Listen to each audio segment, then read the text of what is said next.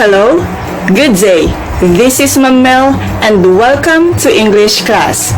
Today, I will be discussing Module 4, Quarter 4 of English 10.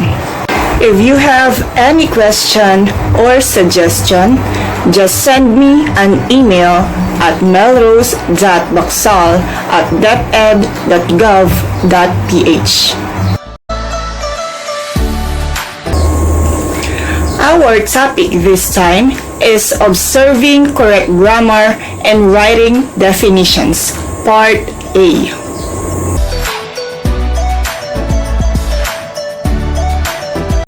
So here are the objectives for today. Let me read.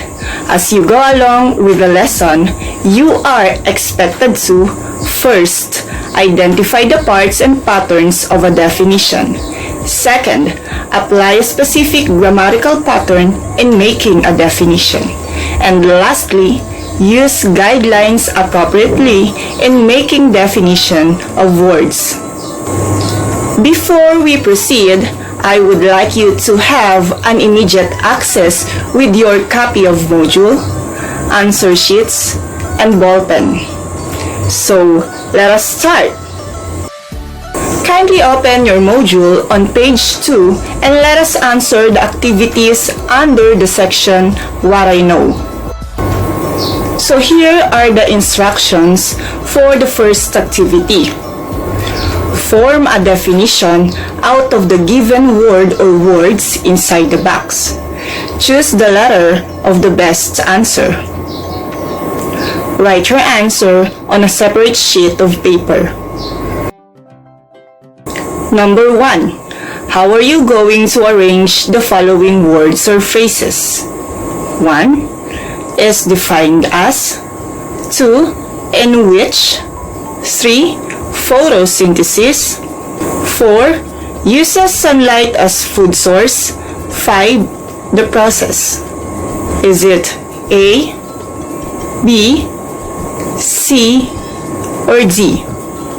You have 5 seconds to answer. The time starts now.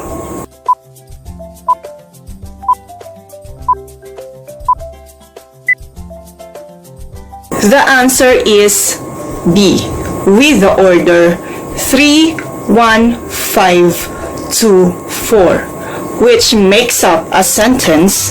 Photosynthesis is the process in which plant uses sunlight as food source. Number 2. How would you arrange the following phrases? Number 1. A polygon. Number 2. A hexagon. Number 3 is called. Number 4, with. Number 5, 6 sides. Is it A, B, C, or D? You have 5 seconds to answer. The time starts now.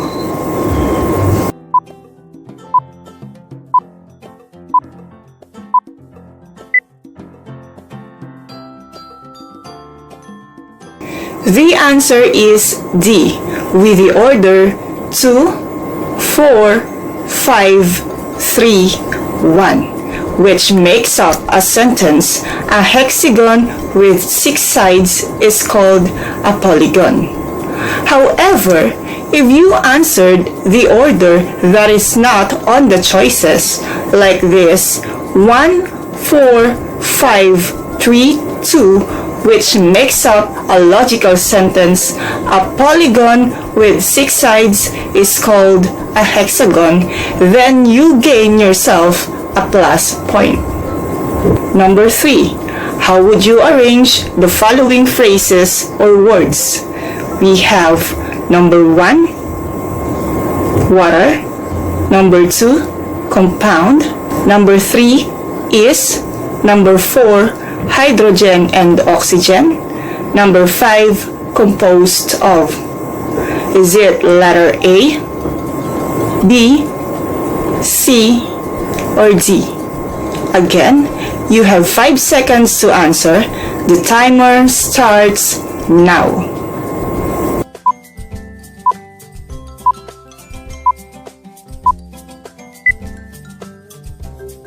The answer is letter B, with the order 1, 3, 2, 5, 4, and makes up a sentence. Water is a compound composed of hydrogen and oxygen.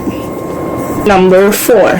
How are you going to arrange the following phrases or words? We have number 1, boiling point. Number 2, chemical process. Number 3, undergone by liquids. Number 4, is cold. Number 5, when it reaches its maximum temperature. Is it letter A, B, C, or D? You have 5 seconds to answer. The time starts now.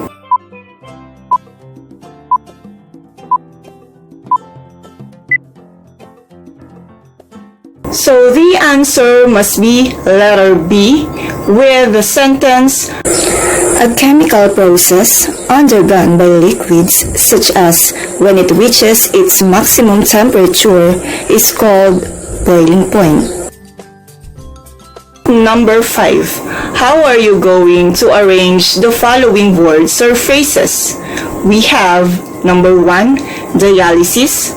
Number 2, a process where. Number 3, is. Number 4, a machine that helps a person rid his or her body toxins. Is it letter A, B, C, or D? You have 5 seconds to answer. The timer starts now.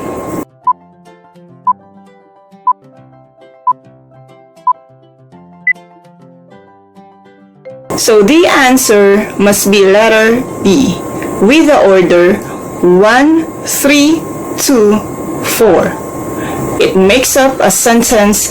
Dialysis is a process where a machine helps a person get rid of his or her body toxins. Now, let us proceed to the second activity, which is a matching type. All you need to do is match column A, term and class, with column B, the distinguishing characteristics, to form a definition.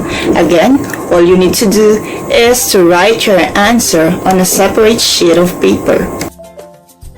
I will give you 15 minutes to answer this activity. Kindly pause this video to help you focus on answering. So if you are finished, kindly check your own paper. So here are the answers to this activity. Number 1, C. Number 2, H. Number 3, F. Number 4, K. Number 5, A. Number 6, D. Number 7, B. Number 8, I. Number 9, G. And number 10, E. Now I want you to count the number of your correct answer and write your score at the top of your paper. Before we proceed with the discussion, I want you to read the speech I Have a Dream by Martin Luther King Jr. Then answer the questions that follow. Please rely on your module from page 4 to 8. I also provided a video of Martin Luther King Jr. as he gave his speech to his fellow citizen. Now, I want you to please watch and listen attentively. I have the pleasure to present to you Dr. Martin Luther King, Jr.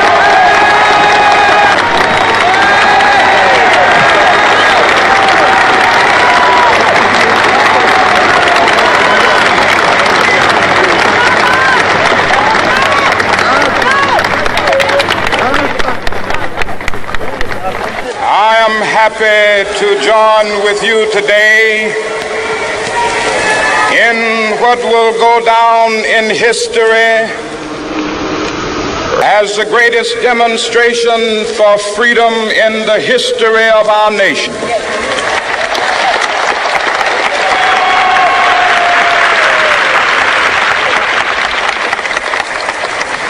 50 years ago, a great American in whose symbolic shadow we stand today signed the Emancipation Proclamation. This momentous decree came as a great beacon light of hope to millions of Negro slaves who had been seared in the flames of withering injustice. It came as a joyous daybreak to end the long night of their captivity. But 100 years later, the Negro still is not free. 100 years later, the life of the Negro is still sadly crippled by the manacles of segregation and the chains of discrimination. 100 years later, the Negro lives on a lonely island of poverty in the midst of a vast ocean of material prosperity. This nation will rise up and live out the true meaning of its creed.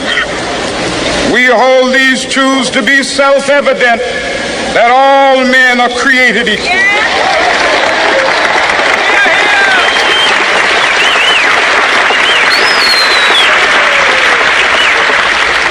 I have a dream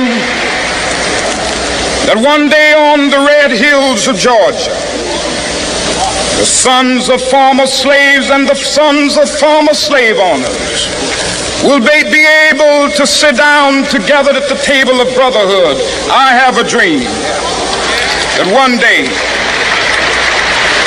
even the state of Mississippi, a state sweltering with the heat of injustice, sweltering with the heat of oppression, will be transformed into an oasis of freedom and justice. I have a dream that my 4 little children will one day live in a nation where they will not be judged by the color of their skin, but by the content of their character. I have a dream today.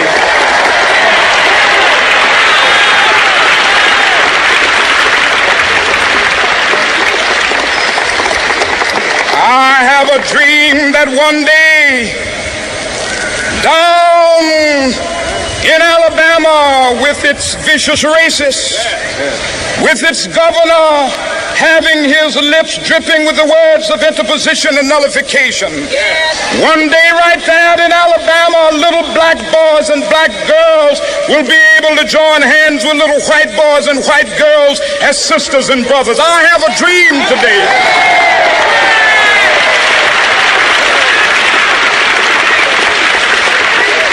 I have a dream that one day every valley shall be exalted, and every hill and mountain shall be made low. The rough places will be made plain, and the crooked places will be made straight, and the glory of the Lord shall be revealed, and all flesh shall see it together.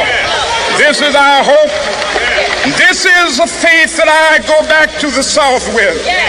With this faith, we will be able to hew out of the mountain of despair a stone of hope.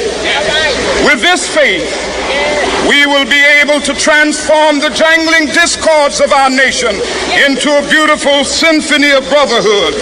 With this faith, we will be able to work together, to pray together, to struggle together, to go to jail together, to stand up for freedom together, knowing that we will be free one day. This will be the day. This will be the day when all of God's children will be able to sing with new meaning, "My country, tears of thee. Sweet land of liberty, of thee I sing. Land where my fathers died, land of the pilgrim's pride. From every mountainside, let freedom ring. And if America is to be a great nation, this must become true. And so let freedom ring from the prodigious hilltops of New Hampshire. Let freedom ring from the mighty mountains of New York. Let freedom ring from the heightening Alleghenies of Pennsylvania. Let freedom ring from the snow-capped Rockies of Colorado. Let freedom ring from the curvaceous slopes of California. Not only that, let freedom ring from Stone Mountain of Georgia. Let freedom ring from Lookout Mountain of Tennessee. Let freedom ring from every hill and molehill of Mississippi, from every mountainside. Let freedom ring, and when this happens, when we allow freedom ring, when we let it ring from every village and every hamlet, from every state and every city, we will be able to speed up that day when all of God's children, black men and white men, Jews and Gentiles, Protestants and Catholics, will be able to join hands and sing in the words of the old Negro spiritual. Free at last, free at last, thank God Almighty, we are free at last. Now that you are done watching the speech of Martin Luther King, I want you to give the definition of the difficult words written on your module on page 8. Now, let us have the discussion of observing correct grammar and making definition. So when we say definition, it discusses about giving clarity to the meanings and symbolisms of words. Technically, definition can be grouped into two. First, the literal definition, which is all about the dictionary meaning of words. And then, the technical definition, which deals with how words are used, thus, its meaning can be different from other aspects of thought. So when we say literal definition, it is the definition from the dictionary. And when we say technical definition, it pertains to the operational definition of the word or how the word is used to a certain aspect of thought. Following correct grammar in writing definitions is important. Why? Because a poor choice of words may lead to misunderstanding and dull communication. So here we have the guidelines in writing a definition. Let us all pay attention to these guidelines. So we have just the dictionary facts. A definition does not need to contain every piece of information known about the subject. You don't have to write the origin of the word or the history of the word. Rather, it should contain information about the word, what the word refers to, and enough explanation to allow user to distinguish that word from most other words. So we have here the sentence, his messianic vision, which means relating to the Messiah, is very provoking. So this sentence is not a good example. So why? Let us see the second example. His messianic vision, which is inspired by his belief that it will be the correct way, is very provoking.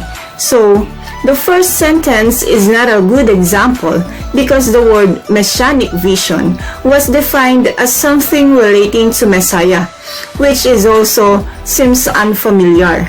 Now, the second example, messianic vision was defined as a belief that it will be a correct way. Clarify the meaning of the word messianic vision.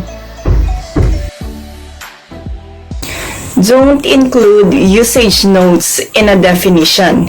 If additional clarification is needed to separate a term from other words with similar meaning, then usage notes can be added.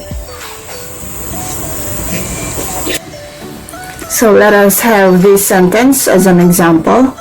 Dollar, open and close parenthesis, formal, and back, open and close parenthesis, informal, may have the same meaning. So This sentence is not a good example because it gives off a sense that dollar and the word formal can be used interchangeably, the same as the word back and informal. To make it more logical, let us have the second example wherein dollar is defined as formal word and back as an informal word. So here is the sentence. Dollar, which is the formal word, and back, which is the informal word, may have the same meaning. The next guidelines in making a definition is to keep it simple. So write with simple grammatical structures rather than complicated one. If the definition has dependent clauses, phrases, and additional modifications, then write your sentence to make it simple and short. Place key terms and short explanations near the start of definition. If a definition requires qualifications and modifying phrases, then try to place those near the end of the definition, after the main point has been made. Lastly, avoid showing off with deep words and get to the point. So define the word as it is. Padding an entry with superfluous verbiage may sound impressive, but that's not the purpose of definition. Like for example, we have the sentence, a centrifuge is a machine that uses the centrifugal force to its contents. And then we have the sentence, a centrifuge is a machine that uses high rotating container in order to separate different mixed fluids of different densities. So we have centrifuge as unfamiliar word, and it was defined as centrifugal force on the first sentence, which makes the meaning of the word centrifuge more ambiguous, while the second sentence expresses the meaning of the word centrifuge as a high rotating container that separates mixed fluids of different densities, which clarifies that a centrifuge is a high rotating container used to separate mixed fluids. So next we have avoid complicated terms. Avoid terms that are more complicated or more technical than the term being defined. The purpose of a definition is to clarify meaning, not to confuse it. Avoid the use of polysyllabic monstrosities in the amalgamation of lexicographic phraseology. Don't use big words if you can avoid them. As much as possible, use common terms to define difficult words. Number 4, we have avoid specialized terms. So when we say specialized terms, terms that are used in different areas that might have different meaning in other aspects. So use mainstream English words in explanations whenever possible. Avoid the use of jargon, which are highly technical terms. So we have different types of jargon: the business jargon, computer jargon, political jargon, and a lot more.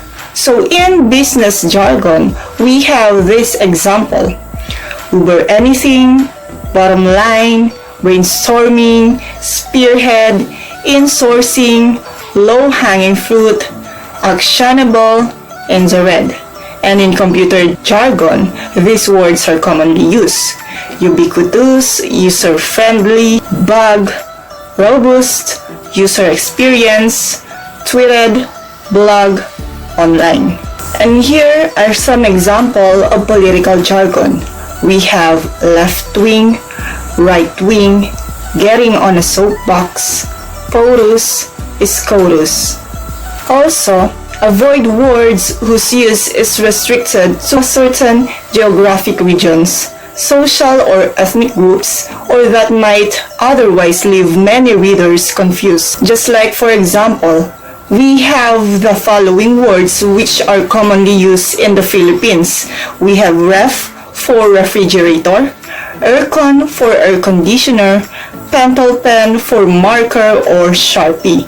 The words ref, aircon, and pencil pen is only widely used in the Philippines. Lastly, we have avoid circularity. It is poor form to define a word with the same word in the definition. So please use different terms when giving a definition. So for example, we have the sentence, definition is used to define difficult words. So we have here the word definition, which is given a meaning with the word define. So it is not a good example because you use the same word as the word being defined. So how are we going to define the word definition? So let us have the second sentence. Definition gives meaning to difficult words. So now, the meaning of the word definition is more clear in the second sentence. So again, these are the guidelines in making a definition. First, we have just the dictionary facts. Second, we have keep it simple. Third, avoid complicated terms. Fourth, avoid specialized terms. And lastly, avoid circularity. Now, what I want you to do is to answer independent activities and independent assessments on page 12 to 15 before proceeding to assessment. If you are done answering those activities, kindly proceed to assessment. Now, let us proceed to the assessment on your module. What are you going to do? Put check if the statement is one of the guidelines on how to write a complete definition, and X if it is not. Okay, let us start with number 1. Statements should not be windy with the details. Is it check or X? Number 2. A good definition does not require all complexities included. Is it check or X? Number 3. A good definition should contain the facts. Is it check or X? Number 4. Usage notes should be included in making definition of words. Is that check or X? Number 5. Avoid terms that are more complicated or more technical than the term being defined. Check or X? Number 6. It is not good to define a word with the same word. Number 7.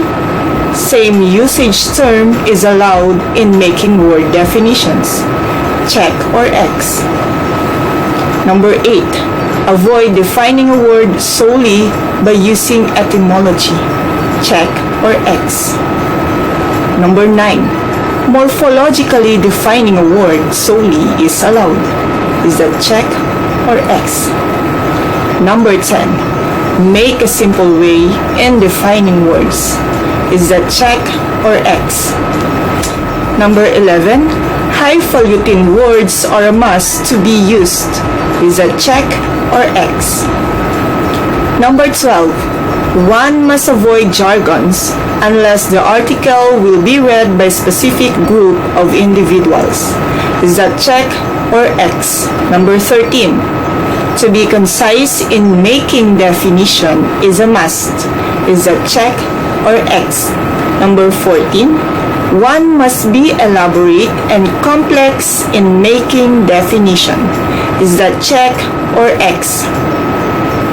Number 15. Simple words are better in making a definition. Is that check or X? Here are the answers to the assessment. Kindly check your own paper.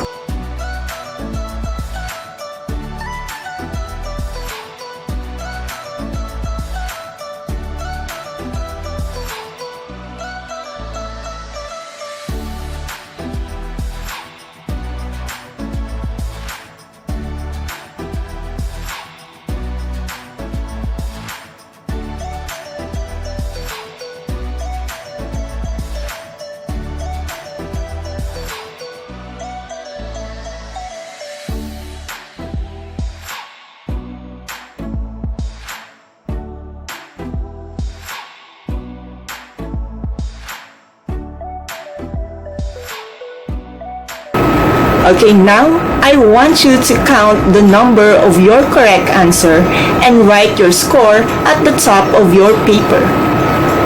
Congratulations, you have just completed Module 4, Quarter 4 of English 10. Thank you for watching. If you have any question, find me at melrose.baksal@deped.gov.ph or DM me via Facebook Messenger app. That will be all for this session. Thank you and goodbye everyone. Have a nice day.